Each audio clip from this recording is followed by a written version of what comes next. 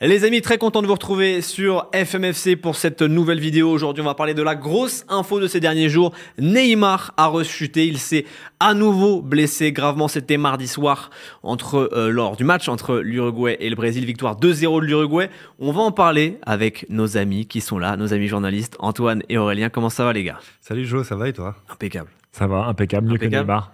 Ok, du coup on va entamer ce gros dossier parce que c'est l'information de cette semaine avec le cas Benzema, mais on ne va pas en parler ici. C'est la blessure de Neymar, bien évidemment, il a rechuté, il s'est planté le genou gauche lors d'un contact avec, j'ai oublié son nom, Nicolas Delacruz. Le joueur d'Al Hilal est resté au sol, il a été évacué sur civière, il était en pleurs, il était au bout de sa vie on va le dire. Et donc du coup on a appris mercredi après des examens que c'était les ligaments croisés du genou gauche, les ligaments croisés antérieurs ainsi que le ménisque qui étaient touchés. Du coup, on ne connaît pas exactement la date de retour de Neymar, d'indisponibilité de Neymar, mais on sait qu'il ne sera pas là pour de longs mois, jusqu'à la fin de saison au moins.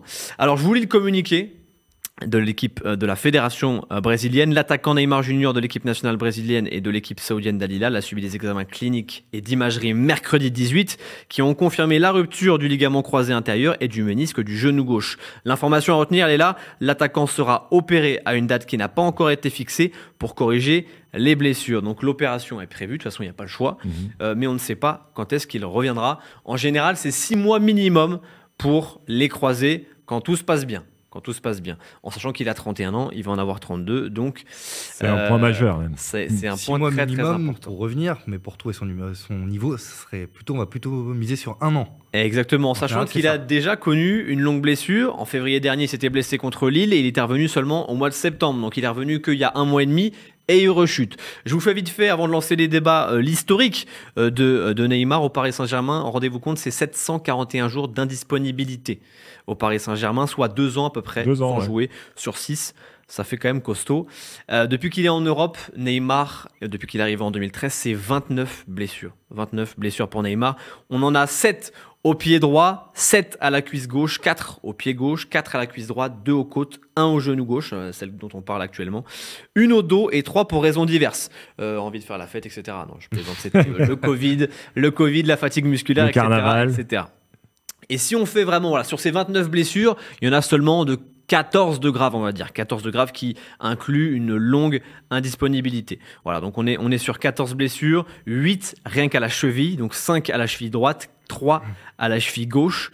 Les chevilles de Neymar, elles ont mangé, que ce soit en Ligue 1 ou ailleurs. Est-ce que là tu parles de sa blessure au genou, est-ce qu'on peut dire que c'est une rechute? Parce que c'est la première blessure au genou qu'il a. C'est une rechute par rapport à une ancienne blessure, mais c'est une nouvelle blessure. Peut-être dissocier un peu les deux, parce que c'est pas une rechute à la cheville. Ouais, c'est vrai. C'est qu'en fait, là, au niveau de la cheville, on va dire que la cheville a été beaucoup touchée, mais là, c'est plus la cheville dont il est question, c'est le genou. Donc, est-ce que c'est vraiment de la malchance ou pas? On en parlera juste après, les amis. Juste avant, je vais vous lire la déclat Neymar, parce que ça va être aussi l'enjeu du débat. Est-ce qu'il va revenir? Est-ce qu'il aura envie de revenir?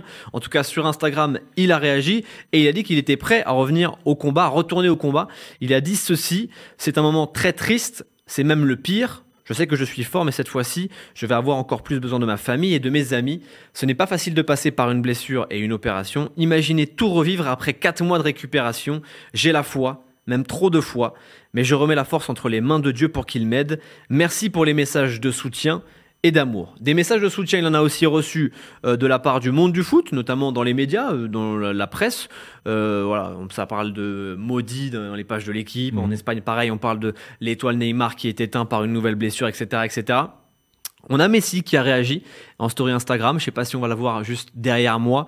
Beaucoup de force, mucha fuerza, avec l'accent qui est absolument catastrophique. Pas mal. Voilà la story de Messi pour soutenir son pote Neymar du PSG et du Barça. On a un message aussi du PSG qui a aussi encouragé son ancien joueur, désormais ancien joueur. Ils ont comme call un ancien message qu'ils avaient préparé les années d'avant, j'imagine, non? Ouais, c'est ça. En fait, c'est le communiqué l'année dernière. Voilà. Ils ont enlevé juste le communiqué, ils ont mis la petite légende sur le tweet et voilà, c'est ça.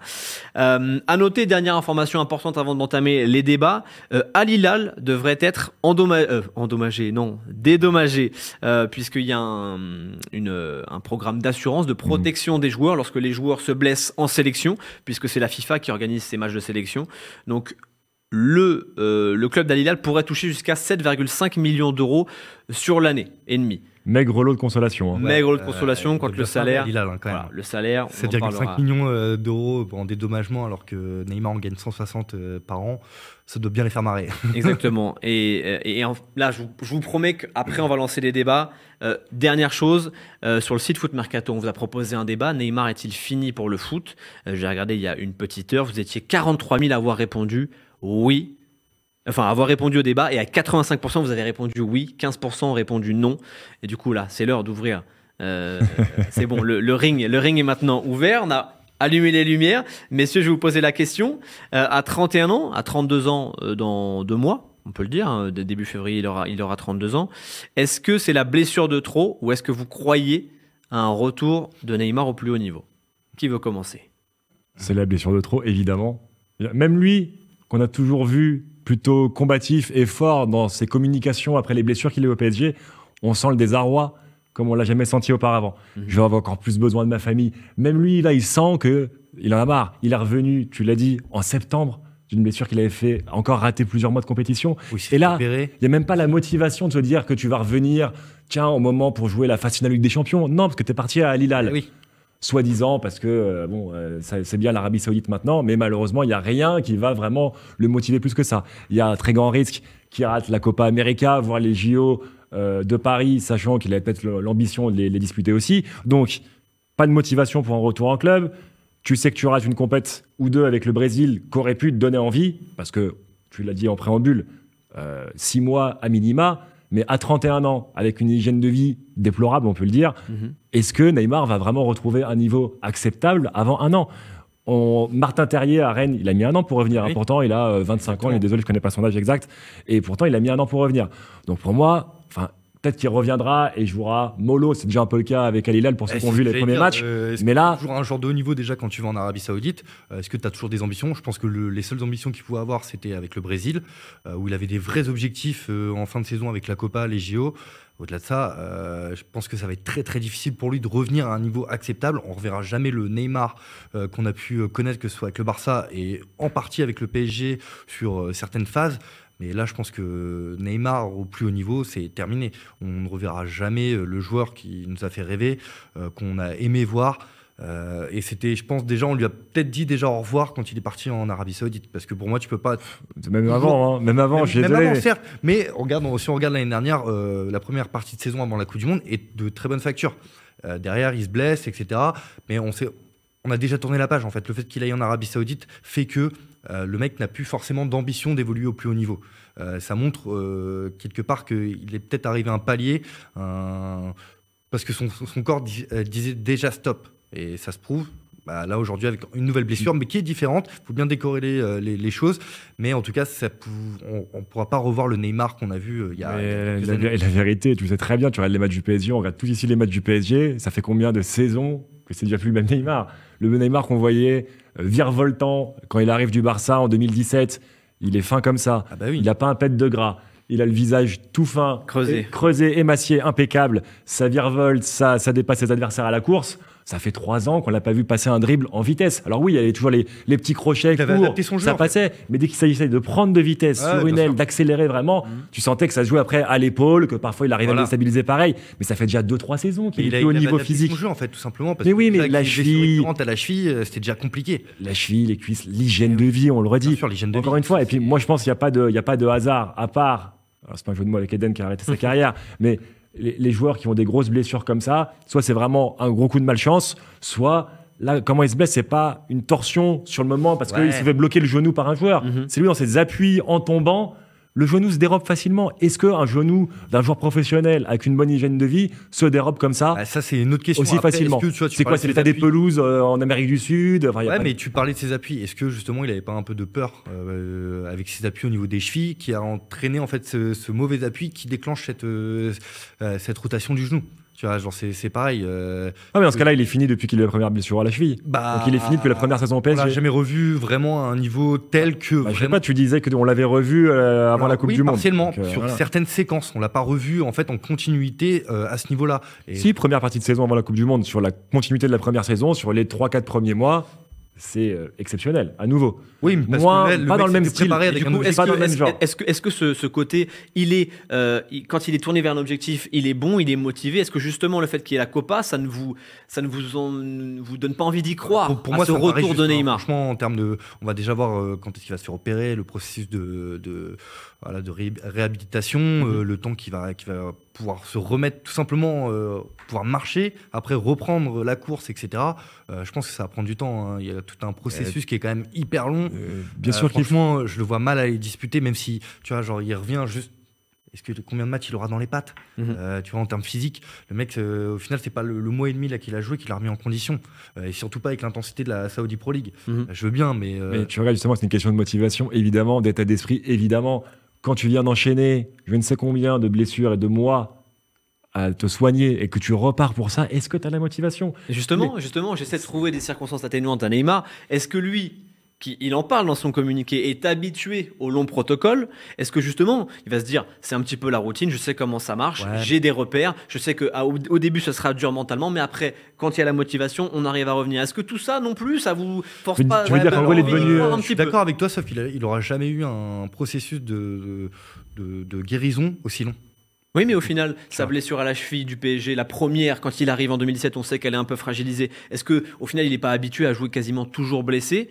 Et du coup, cette notion de toujours être à 60%, 70%, ça va pas lui dire bah ok, bah, je suis habitué, les longs protocoles. En gros, tu es en train de dire qu'il est champion de la rééduque, champion du rétablissement. Que c'est le pro de la rééducation. Et s'il a réussi à revenir 5, 6 fois, 7 fois, même 14 fois, parce qu'il y a 14 blessures graves, pourquoi il ne reviendrait pas une 15e fois avec en point d'orgue, en but ultime de gagner cette Copa América qu'il n'a jamais gagné avec le Brésil. En gros, le gars, il devait arriver au PSG, gagner des ballons d'or, la Ligue des Champions, mais en fait, il est béquille d'or, le gars. Donc, c'est ça. C'est mieux d'être béquille d'or que d'être rien du tout. Le gars, béquille d'or, oui, je me blesse tous les ans, 6 mois, je suis champion de la rééduque, je reviens à mon meilleur niveau à chaque fois, ce qui est faux, parce que forcément... Et tu vois, même, pour moi, ça dénote même presque un manque d'intelligence, dans un sens. Quand tu vois que, oui, mais... Les circonstances atténuantes. Il a un jeu à risque, il provoque toujours l'adversaire, il énerve. Mais au bout d'un moment, tu as aussi le droit de faire évoluer ton jeu. Tu as le droit d'être moins dans le 1 contre 1 et plus dans la passe. Tu as le droit de jouer... Mais si c'est son football, il a le droit aussi de garder son football, d'avoir cette liberté de garder son football. Donc, par exemple, faut reprendre aussi n'importe quel être humain fait toujours la même chose toute sa vie. Il fait les choses de la même manière. Non, mais on parle du foot. C'est comme ça qu'il envisage le foot. Faut même reprendre le truc différemment. En fait, faut reprendre l'historique. À chaque fois, en fait, ok, alors il a un jeu à risque, etc. Il a peut-être forcé parfois sur des blessures. Il faut reprendre l'historique. À chaque fois qu'il est revenu et qu'il a joué, en fait, il a forcé pour jouer avec des objectifs. On se souvient de la Copa América, on se souvient de la Coupe du Monde, où à chaque fois, en fait, il force pour jouer. Et ça marche jamais. Exactement, ça ne marche jamais. Mais c'est pour ça que là, c'est que le mec à chaque fois a forcé jusqu'à temps d'arriver à une très grosse blessure, à un âge en plus qui est compliqué pour se remettre de ce genre de blessure. Est-ce que, en fait, la question est simple. C'est certainement la blessure de trop pour Neymar. Mais du coup, c'est peut-être le corps qui a dit. Stop. On arrête, basta, terminé. Moi, je peux plus tenir. Tu vois. Ouais, mais je pense qu'en plus, tu vois, un match aussi engagé contre l'Uruguay en qualification mondiale, il me semble. Ouais. Rappelons que, je sais pas si tu vas le dire, mais l'Uruguay avait pas gagné. Exactement. Depuis 22 ans. Exactement. C'est là où je voulais en venir aussi, avec un match avec autant d'intensité qui n'a rien à voir avec la Saudi Pro League. En fait, ça montre tout simplement que Neymar est plus apte à ce niveau-là. Ouais, mais ils l'ont pas cassé. Là, je vois, il y a pas une faute. Non, mais il y a un impact. Il y a un contact. contact. Et en fait, ce genre de contact avec un peu d'agressivité à l'uruguayenne, avec la grinta, tout ce que tu veux, en fait, le mec n'est plus capable. Il n'est plus capable de supporter ce genre de choses. Et donc, la conclusion de ça, c'est dire quoi? C'est dire que on reverra. Pour répondre à la question de Nathan, on ne reverra jamais Neymar. Moi, ce que je dis, c'est qu'il est responsable.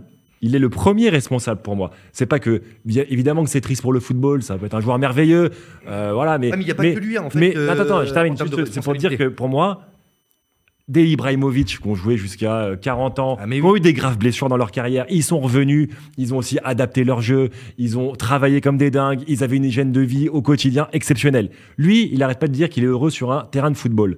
Et donne-toi les moyens d'être heureux le maximum de temps et d'être souvent sur le terrain. Le problème, c'est qu'il se blesse, je lui dis le corps dit stop. Et s'il se couche pas à 5h du mat parce qu'il fait des tournois de poker, s'il sort pas en soirée et qu'il boit pas, je sais pas, des vodka Red Bull ou autre, peut-être qu'il n'a pas cette blessure-là. Donc, c'est triste pour lui, mais pour moi, on peut pas être malheureux pour lui parce qu'il est aussi responsable de son sort. Et il peut aussi faire évoluer son jeu, il peut faire évoluer sa manière d'appréhender son travail. Et pour moi, il reste responsable aussi. C'est malheureux pour lui, c'est triste pour lui, mais il est responsable.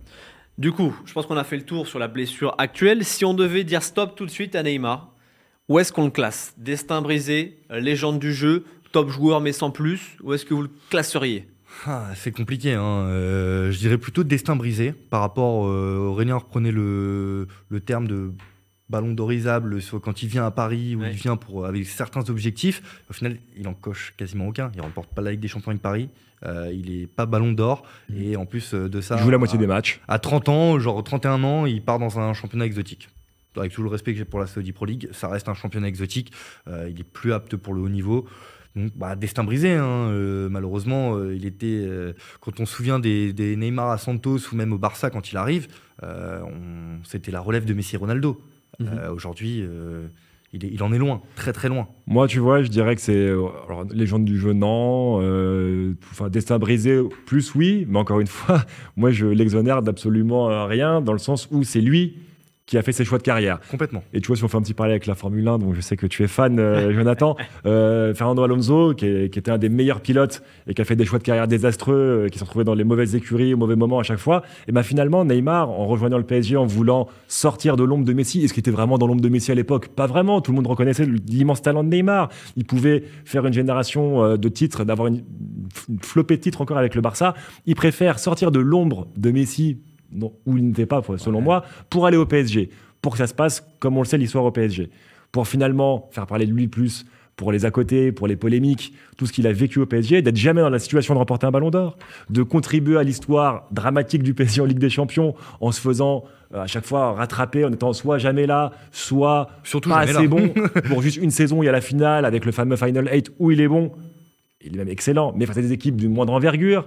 Donc, je sais pas, pour moi, c'est encore une fois, c'est mauvais choix de carrière qui le conduisent là où il est aujourd'hui. Donc, à Al Hilal, encore blessé, encore raté une compétition avec le Brésil, c'est pas la première.